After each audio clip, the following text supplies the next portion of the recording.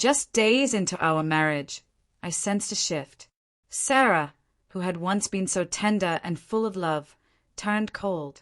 Our honeymoon wasn't cut short. It never truly began. She stopped reaching for my hand, refused to share our bed, and even the smallest gestures, like a casual hug, disappeared. When I asked gently if something was wrong, she replied icily, "My body, my choice."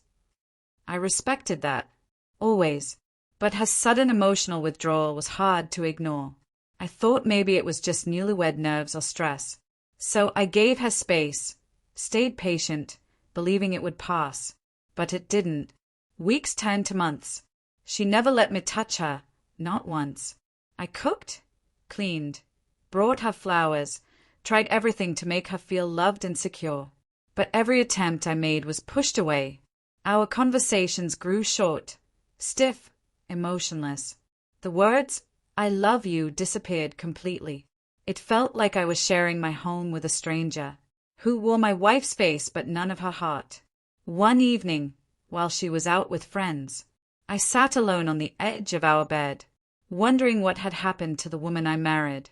This wasn't just stress anymore. It was something colder, calculated.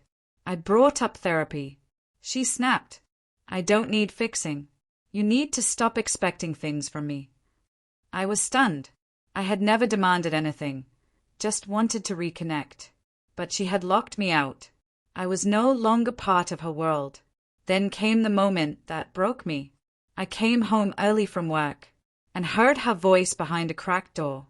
She was on the phone, laughing softly. "You know I only married him for stability, right? He's harmless. I don't even have to sleep with him." My chest tightened. I stood frozen, her words echoing like gunshots in my ears. I didn't confront her then. I needed to think. That night, I lay on the couch, staring at the ceiling and reliving every cold shoulder, every deflected touch. She had used my kindness as her safety net. My body, my choice had been her shield, not from fear, but from accountability. Over the next few days, I gathered proof. Phone logs, screenshots, and I recorded that call. It wasn't about revenge. I just wanted closure, freedom. I hired a lawyer, changed my will, removed her from my accounts and insurance. Then, I waited for the right moment. When it came, I sat her down at the dining table, pushed a folder across. "You don't need to explain," I said quietly. "I just want to walk away." She opened it, and her face went ghostly pale. "You recorded me," she whispered. "That's a violation of my privacy." I stood, calm. "No, you violated something deeper, my trust. You broke a vow before the ink had dried." For the first time, she had nothing to say. Then she begged, not for love, but to keep her image intact. "Don't ruin me," she pleaded. "I won't," I said. "I'm not here to ruin anything.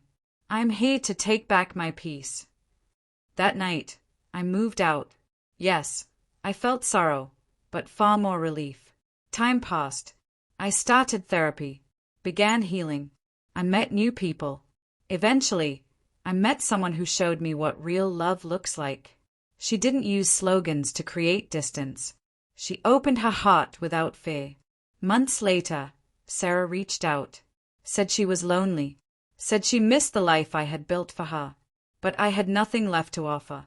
I had already given it all, and she had thrown it away. Now, when I look back, I feel nothing but peace. I learned something important. That love without mutual respect is empty. And no one, no matter how charming they once seemed, has the right to treat another human being like a backup plan.